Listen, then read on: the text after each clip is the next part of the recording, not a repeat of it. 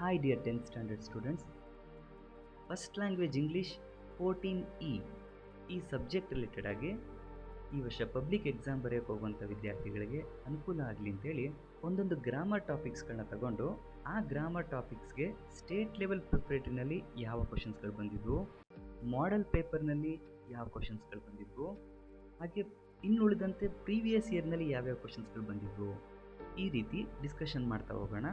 Exam ತುಂಬ ಹತ್ತಿರ ಇರೋದ್ರಿಂದ ಕ್ವಿಕ್ಕಾಗಿ ರಿವಿಷನ್ ಮಾಡ್ತಾ ಹಾಗೆಯೇ ಏನಾದರೂ ಆನ್ಸರ್ ಹುಡುಕ್ಲಿಕ್ಕೆ ಟಿಪ್ಸ್ ಟ್ರಿಕ್ಸ್ ರೀತಿ ಏನಾದರೂ ಇದ್ದರೆ ಹಾಗೆ ನೆನ್ಪಿಡೋ ಮೆಥಡ್ಸ್ಗಳನ್ನ ಇದ್ದರೆ ಅವುಗಳನ್ನ ಕೂಡ ಡಿಸ್ಕಷನ್ ಮಾಡ್ತಾ ಹೋಗೋಣ.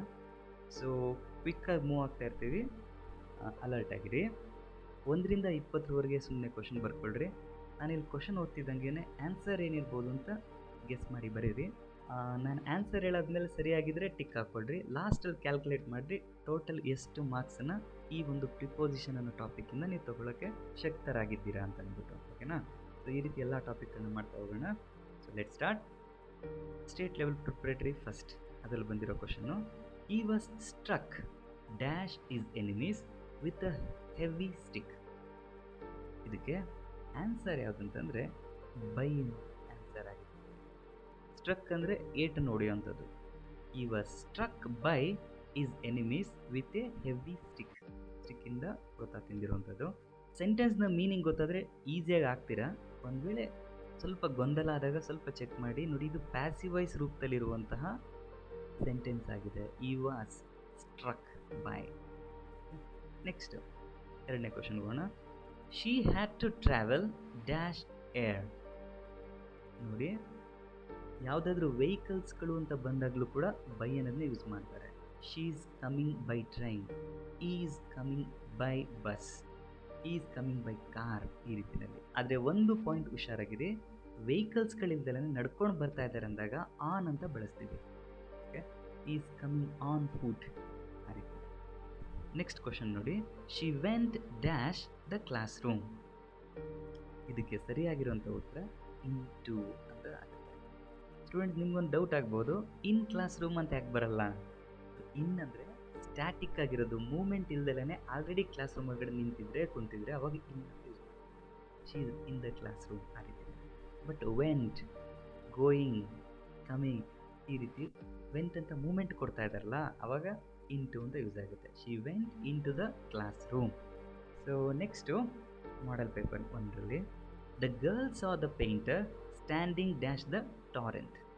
ಇದಕ್ಕೆ ಸ್ಟ್ಯಾಂಡಿಂಗ್ ಬೈ, ಏನೆಲ್ಲ ಬೈನೇ ಬರ್ತಾಯಿತ್ತಲ್ಲ ಆನ್ಸರ್ ಅಂತ ಅನ್ಕೋಬೇಡ್ರಿ. Okay, standing by the torrent. Torrent ಅಂದರೆ ನಿಮ್ಗೆ ಗೊತ್ತಿರ್ತದೆ, ಒಂದು ರಿವರ್ ರೀತಿ ಹೋಗ್ತಾ ಇರೋಂಥದ್ದು.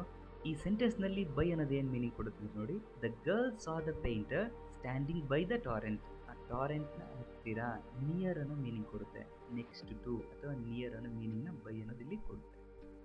Next, the purse fell out dash is pocket. ಇದಕ್ಕೆ ಸರಿಯಾಗಿರೋ ಆನ್ಸರು ಆಫ್. ಪರ್ಸ್ ಪಾಕೆಟಿಂದ ಹೊರಗಡೆ ಬಿತ್ತು, ಈ ಥರ ಸಪ್ರೇಟ್ ಆಗುವಂಥದ್ದು, ಹೊರಗಡೆ ಹೋಗುವಂಥದ್ದು ಅಂತ ಬಂದಾಗ ಹಿಂಗೆ OFF, ಒಂದರಿಂದ ಇನ್ನೊಂದು ಜಂಪ್ ಆಗೋದು, ಸಪ್ರೇಟ್ ಹೋಗೋದು, ಬೀಳುವಂಥದ್ದು, ಆಫ್. ನೆಕ್ಸ್ಟ್ ಮುಂದಿನ ಪ್ರಶ್ನೆ, this is an idea I entirely agree with. Agree with, happy with, unhappy with, ಈ ರೀತಿ ಬಳಕೆ ಆಗುತ್ತೆ. ಈ ಅಗ್ರಿ ವಿತ್ ಕೆಲವೊಂದು ಪ್ರಿಪೋಸಿಷನ್ಸ್ಗಳು ಕೆಲವೊಂದು ವರ್ಡ್ಸ್ಗಳ ಜೊತೆ ಫಿಕ್ಸ್ ಆಗಿ ಬಂದೇ ಬರ್ತವೆ. ಆ ರೀತಿ ಇದು ಕೂಡ ಅಗ್ರಿ ವಿತ್ ಅನ್ನುವಂಥದ್ದು. ನೆಕ್ಸ್ಟ್ ಮುಂದಿನ ಪ್ರಶ್ನೆ, the player collided dash each other while running. Collided ಅಂದರೆ ಡಿಕ್ಕಿ ಹೊಡೆಯೋದು ಅಂತೇಳಿ. ಸೊ ಇದಕ್ಕೆ ಕೊಲೈಡೆಡ್ ವಿತ್, ಆ ಪ್ಲೇಯರ್ಸ್ಗಳು ಓಡುವಂಥ ಟೈಮಲ್ಲಿ ಡಿಕ್ಕಿ ಹೊಡೆದ್ರು ಒಬ್ರಿಗೊಬ್ರು.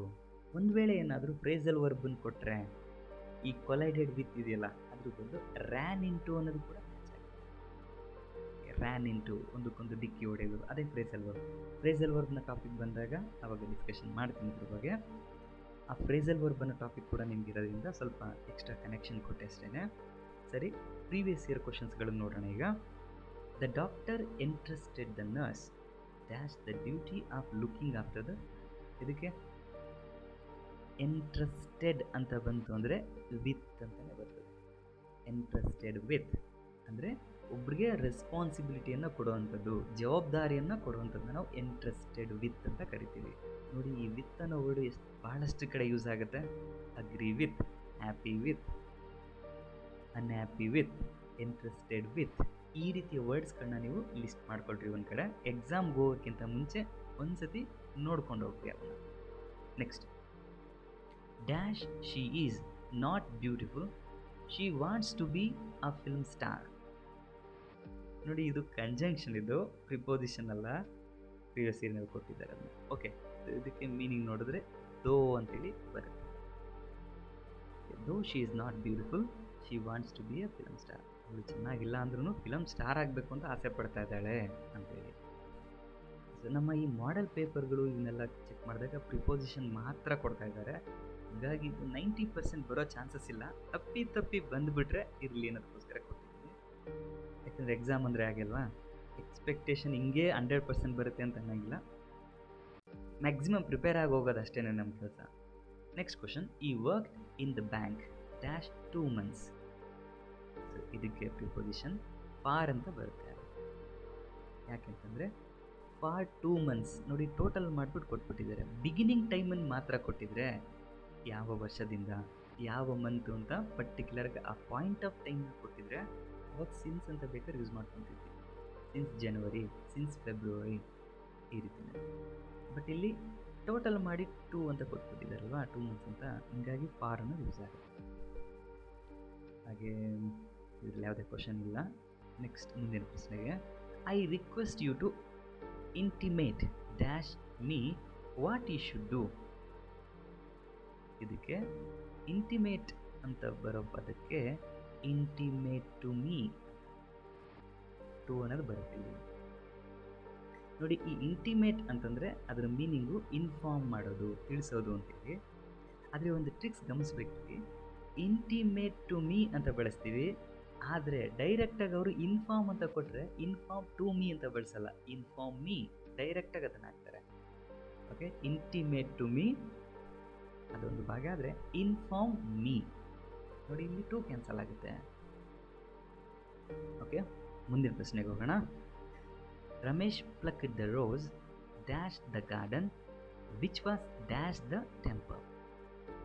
ಇದಕ್ಕೆ ಸರಿಯಾಗಿರೋ ಆನ್ಸರು ಫ್ರಮ್ ಮತ್ತು ನಿಯರ್ ಮ್ಯಾಚ್ ಆಗುತ್ತೆ. Ramesh ಪ್ಲಕ್ಡ್ the rose from the garden which was near the temple. ಈ ರೀತಿ ಇದಕ್ಕೆ ಬೇಕಾದ್ರೆ ನೀವು ರಿಮೂವಿಂಗ್ ಮೆಥಡ್ ಮುಖಾಂತರ ಕೂಡ ಹುಡುಕೊಂತ ಬರ್ಬೋದು. ಏನೋ ಕನ್ಫ್ಯೂಷನ್ ಆಯಿತು ಅಂತಂದರೆ ಇಲ್ಲಿ ಓವರ್ ದ ಟೆಂಪಲ್ ಅಂತ ಬರಲ್ಲ, ಯಾವುದೇ ಗಾರ್ಡನ್ನು ಟೆಂಪಲ್ ಮೇಲ್ಗಡೆ ಇರ್ತಾವ, ಇದಾಗಲ್ಲ, ಇದು ನೋಡೋದಾಗ್ತೀವಿ, ಇದು ಆಗಲ್ಲ ಅಂತೇಳಿ. ಓಕೆನಾ. Next, on the temple, temple ಮೇಲ್ಗಡೆ ಏನು ಗಾರ್ಡನ್ನು ರೋಸ್, ಇದು ಕೂಡ ಆಗೋದೇ ಇಲ್ಲ, ಇದನ್ನು ಕೂಡ ಹೊಡೆದಾಕ್ತೀವಿ. ನೆಕ್ಸ್ಟ್ ಇವೆರಡು ಉಳ್ಕೊಳ್ತದೆ. Ramesh pluck the rose on the garden, garden ಮೇಲ್ಗಡೆ, ಇದು ಕೂಡ ಆಗಲ್ಲ. ಇನ್ ದ ಟೆಂಪಲ್ ಏನೋ ಓಕೆ, ಇಲ್ಲ ಇದು ಕೂಡ ಆಗಲ್ಲ. ಹಿಂಗೆ ಇದು ಆಗಲ್ಲ, ಇದಾಗಲ್ಲ, ಇದಾಗಲ್ಲ ಅಂತ ರಿಮೂವ್ ಹೊಡಿತಾ ಲಾಸ್ಟ್ ಉಳ್ಕೊಳ್ಳೋದೆ ಇದು ಮ್ಯಾಚ್ ಆಗುತ್ತೆ. ಓಕೆ, ಈ ರೀತಿ ನೋಡಿ. ನೆಕ್ಸ್ಟು ಮುಂದಿನ ಪ್ರಶ್ನೆಗೆ ಹೋಗೋಣ. They waited dash the bus stop dash the next bus. ಇದಕ್ಕೆ answer they waited at the bus stop, at the bus stop, at the airport. ಈ ರೀತಿಯಲ್ಲಿ ಲೊಕೇಶನ್ ಪಾಯಿಂಟ್ ಹೇಳ್ತಾರಿಂದ ಆ್ಯಕ್ಟ್ ಯೂಸ್ ಆಯಿತು. They waited at the bus stop for the next bus. So ಇದು match ಆಗ್ತದೆ. ಹಾಗೆ next, they quarrelled dash themselves. They quarrelled among themselves. ಅವ್ರವ್ರ ನಡುವೆನೇ, ಅವ್ರವ್ರ ಮಧ್ಯೆ ಜಗಳ ಮಾಡಿಕೊಂಡ್ರು ಅಂತೇಳಿ. ಬಿಟ್ವೀನ್ ಅನ್ನೋದು ಇಬ್ಬರು ಇರುವಾಗ ಯೂಸ್ ಮಾಡ್ತಾರೆ. ಅಲಾಂಗ್ ಅನ್ನೋದು ಅದ್ರ ಉದ್ದಕ್ಕೂ ಹೋಗುವಂಥದ್ದು, ರಸ್ತೆ ಉದ್ದಕ್ಕೂ ಹೋಗೋ ಥರದಿಂದ ಅಲಾಂಗ್ ಅಂತ ಬರುತ್ತೆ. ಬಿಸೈಡ್ ಅಂದರೆ ಪಕ್ಕದಲ್ಲಿ ಬರ್ತದೆ. ಇಬ್ಬರಿಗಿಂತ ಹೆಚ್ಚಿನ ಜನರ ನಡುವೆ ಏನಾದರೂ ಇನ್ಸಿಡೆಂಟ್ಗಳು ನಡೆದಾಗ ಅಮಾಂಗ್ ಅನ್ನೋದನ್ನು ತಗೊಂಡು. ಹಾಗೆ ನೆಕ್ಸ್ಟ್ ಕ್ವಶನ್ ಹೋಗೋಣ. ಈ has been sleeping dash 6 o'clock. ಇದಕ್ಕೆ ಸರಿಯಾಗಿರೋವಂಥ ಆನ್ಸರು ಸಿನ್ಸ್ ಅಂತ ಆಗುತ್ತೆ. ಯಾಕೆಂದರೆ ಇಲ್ಲಿ ಪಾಯಿಂಟ್ ಆಫ್ ಟೈಮ್ ಕೊಟ್ಟಿದ್ದಾರೆ, ನೆನ್ಪಿಡ್ರಿ. Particular point of time, particular ದಿನ, ಪರ್ಟಿಕ್ಯುಲರ್ ಮಂತು ಪರ್ಟಿಕ್ಯುಲರ್ ಆ ವರ್ಷವನ್ನು ಕೊಟ್ಬಿಟ್ಟು ಹೇಳ್ತಾ ಇದ್ರೆ ಆ ಬಿಗಿನಿಂಗಿಂದ ಟೈಮನ್ನು ಹೇಳ್ತಾ ಬಂದ್ಬಿಟ್ರೆ ಅವಾಗ ಸಿನ್ಸ್ ಅನ್ನೋದನ್ನು ಯೂಸ್ ಮಾಡ್ತಾರೆ. ಅದನ್ನು ಟೋಟಲ್ ಮಾಡಿ ಅಲ್ಲಿಂದ ಇಲ್ಲಿವರೆಗೆ ಆಗಿರುವಂಥ ಸಮಯನ ಟೋಟಲ್ ಮಾಡಿಬಿಟ್ಟು ಕೊಟ್ಟಾಗ ಫಾರ್ ಅನ್ನೋದನ್ನು ಯೂಸ್ ಮಾಡ್ತಾರೆ. ಹಾಗೆ ನೆಕ್ಸ್ಟ್ ಕ್ವಶನ್ಗೆ ಹೋಗೋಣ. They presented him dash a gold watch. Presented ಈ ಪದನೇ ನಮಗೆ ಕ್ಲೂ. ಪ್ರೆಸೆಂಟೆಡ್ ವಿತ್ ಅನ್ನೋದು ಸರಿಯಾದ ಅವಾಗಲೇ ಹೇಳಿದೆ ಈ ವಿತ್ ಅನ್ನೋದ್ರ ಬಗ್ಗೆ ತುಂಬ ಹುಷಾರಾಗಿರಬೇಕು. Happy with, unhappy with, interested with, presented with, ಈ ಭಾಳಷ್ಟು ಕಡೆ ವಿತ್ ಅನ್ನೋದು ಬರ್ತಾ ಇರ್ತದೆ. ಹಾಗೆ ನೆಕ್ಸ್ಟು ಮುಂದಿನ ಪ್ರಶ್ನೆಗೆ ಹೋಗೋಣ. Please convey my best wishes dash him. ನೋಡಿ, ಈ ಕನ್ವೆ ಅನ್ನೋ ವರ್ಡ್ನ ಜೊತೆಯಲ್ಲಿ ಈ ಟು ಅನ್ನೋ ಪ್ರಿಪೊಸಿಷನ್ ಮ್ಯಾಚ್ ಆಗಿ ಬರುತ್ತೆ. Please convey my best wishes to him. ಈ ರೀತಿ ಒಂದು ವೇಳೆ ಏನಾದರೂ ಇಲ್ಲಿ ರೀಸನ್ ಏನಾದರೂ ಕೊಟ್ಬಿಟ್ರೆ, ಉದಾಹರಣೆಗೆ please convey my best wishes to him for his birthday. ಈ ರೀತಿ ರೀಸನ್ ಏನು ಅಂತ ವಿಶಸ್ಗೆ ಕೊಟ್ಬಿಟ್ರೆ ಅವಾಗ ಫಾರ್ ಅಂತ ಬಂದ್ಬಿಡುತ್ತೆ. ಅಲ್ಲಿ ಬರ್ತ್ಡೇಗ ಅಥವಾ ಇನ್ನೊಂದು ಯಾವುದಾದ್ರು ಸೆಲೆಬ್ರೇಷನ್ ರೀಸನ್ ಕೊಟ್ಬಿಟ್ಟಾಗ ಫಾರ್ ಅಂತ ಯೂಸ್ ಮಾಡ್ತೀವಿ. ಗಮನ ಕೊಡಬೇಕು ಇದ್ರ ಬಗ್ಗೆ. ಓಕೆ ಸ್ಟೂಡೆಂಟ್ಸ್, ಇಷ್ಟು ಕ್ವಶನ್ಸ್ಗಳನ್ನ ನಾವೀಗ ಡಿಸ್ಕಷನ್ ಮಾಡಿದ್ವಿ. ಇನ್ನೂ ಉಳಿದಿರುವಂಥ ಚಾಲೆಂಜಿಂಗ್ ಕ್ವಶನ್ಸ್ಗಳು ಅವನ್ನೆಲ್ಲ ನೆಕ್ಸ್ಟ್ ಡಿಸ್ಕಷನ್ ಮಾಡೋಣ. Please subscribe our channel. Remaining topics also I will upload very soon. And take care. Bye.